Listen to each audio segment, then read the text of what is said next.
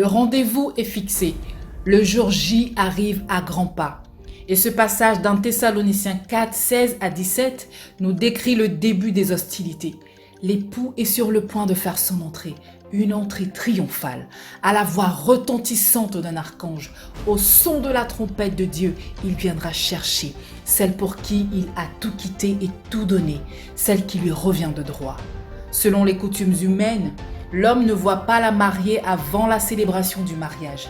Mais Jésus, lui, il sait déjà à l'avance à quoi ressemblera son épouse. Tel que nous le dit Éphésiens 5, 27, il a ainsi voulu se présenter cette Église à lui-même, rayonnante de beauté, sans tache ni ride, ni aucun défaut, mais digne de se tenir devant Dieu et irréprochable. Nous disons sans arrêt, « Je t'aime Jésus, je te suivrai quoi qu'il arrive, je ne t'abandonnerai jamais, tu es le plus précieux pour moi. » Eh bien, nous aurons l'occasion de joindre l'acte à la parole. Parce que contrairement aux idées reçues, l'Église ne sera pas enlevée avant la tribulation. Appelons cela plutôt le test de fidélité ou encore la preuve d'amour de l'épouse. 2 Thessaloniciens 2.3 nous le confirme. Ne laissez personne vous tromper par n'importe quel mensonge. En effet, ce jour n'arrivera pas avant la grande révolte contre Dieu. Le mauvais, celui qui est condamné, doit d'abord se faire connaître. En ce temps de la fin, nous devons croître plus que jamais en foi. Car c'est le bouclier de la foi qui nous fera dire non à toutes les propositions de compromission. Non au système de dictature mondiale qui s'organise progressivement. Non à la corruption de notre âme.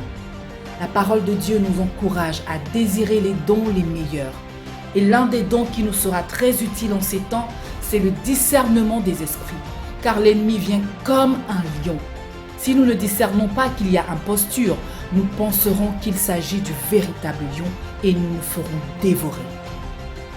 Tout ce que le diable recherche depuis le début, c'est l'adoration.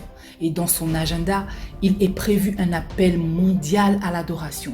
Il faudra adorer la bête. Et pour y arriver, il fera une tentative de charme à l'Église. Il basculera en mode grande séduction pour convaincre et attirer plus de personnes. Il fera des signes, des prodiges et il gagnera ainsi le cœur des friands des miracles. Il utilisera la flatterie pour gagner ceux qui ont la démangeaison d'entendre des paroles agréables. Shadrach, Meshach et Abednego sont pour nous un exemple de fidélité à Dieu. Quand le roi a imposé à tout le peuple de rendre un culte à la statue, eux ont dit non, sans regarder au risque de perdre leur poste honorifique et les avantages qui allaient avec. Ils savaient en qui ils ont cru, ce Dieu capable de les délivrer dans n'importe quelle situation. Aujourd'hui, nous avons un test grandeur nature qui nous prépare aux événements à venir. Il nous est demandé avec insistance de nous conformer aux exigences sanitaires, au risque de perdre une partie de nos libertés. Et la phrase qui revient très souvent au milieu de nous, c'est « on n'a pas le choix, nous sommes obligés ». N'oublie pas ceci, quand nous serons tentés, Dieu nous donnera la force de supporter et le moyen d'en sortir. Jésus a pris le soin de préciser le genre de brebis qu'il viendra chercher, les bons et fidèles serviteurs. Si tu n'es que bon serviteur, il ne se reconnaîtra pas totalement en toi, parce que lui est fidèle et bon. Et c'est ceux qui lui ressemblent et qui sont à son image qui feront partie de sa sélection. J'aimerais en toute humilité et sincérité de cœur que tu prennes un moment pour t'examiner, bien-aimé, afin de voir qu'est-ce qui serait susceptible de faire de toi un infidèle. Qu'est-ce qui pourrait faire en sorte que tu te soumettes à une autre autorité?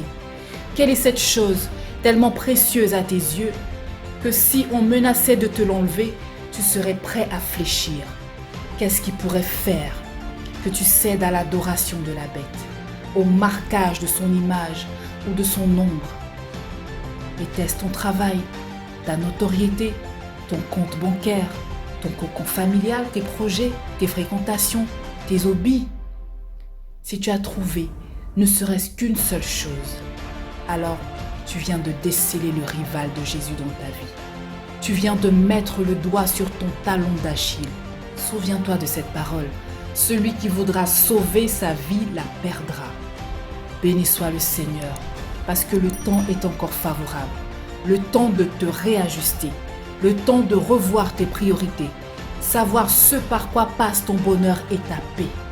Alors, déclare avec foi cette parole de Romains 8:38, car j'ai l'assurance que ni la mort ni la vie, ni les anges ni les dominations, ni les choses présentes ni les choses à venir, ni les puissances ni les hauteurs, ni la profondeur, ni aucune autre créature ne pourra nous séparer de l'amour de Dieu manifesté en Jésus-Christ notre Seigneur. Amen.